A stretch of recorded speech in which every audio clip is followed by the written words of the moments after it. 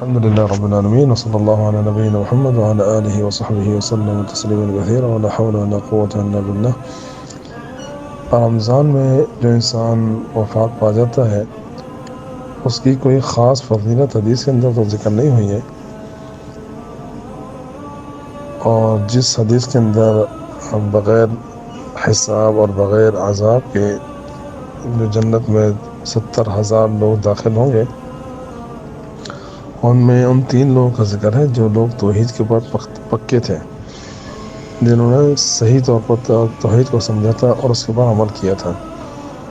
وَلَا يَسْتَرْقُونَ وَلَا يَتَطَيَّرُونَ وَعَلَىٰ رَبِّهِمْ يَتَوَكَّلُونَ۔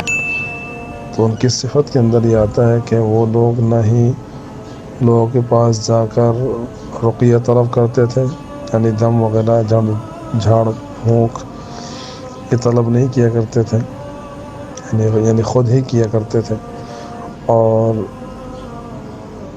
بدشگونی نہیں لیا کرتے تھے کسی بھی چیز سے، کسی جگہ یا زمانے سے یا قول سے یا بات سے یا کسی حادثے سے یا کسی جانور سے یا کسی پرندے سے بدشگونی نہیں لیا کرتے تھے۔ وَعَلَىٰ رَبِّهِمْ يَتَوَكَّلُونَ، اور وہ اپنے رب پر بھروسہ کیا کرتے تھے بس۔ تو یہ ان لوگوں کی صفت ہے جو لوگ بغیر حساب کے اور بغیر عذاب کے جنت میں داخل ہوں گے۔ اللہ تعالی ہم سب کو ان میں شامل فرما دے۔ باقی ایک اور حدیث کے اندر ایسا آتا ہے کہ من ختم له بصیام، کہ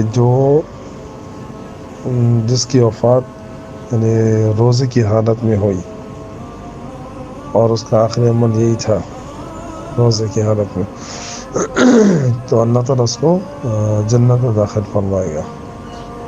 اور اسی طرح آگے دوسرے حدیث کے اندر اسی حدیث کے اندر یہ کہ من ختم له بصدقۃ دخل الجنہ، کہ جس کا آخری عمل صدقہ کرنا ہوگا تو وہ بھی جنت میں داخل ہوگا۔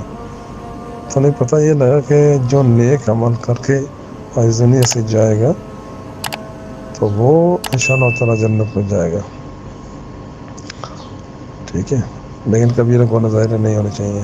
اور یہ کوئی حدیث عام نہیں ہے، کسی حدیث کے اندر ایسا نہیں ہے کہ جو رمضان کے اندر جس کی وفات ہو گئی بس وہ جنت میں چلے جائے گا، ایسی کوئی حدیث نہیں ہے۔ بارک اللہ فیک۔ السلام علیکم۔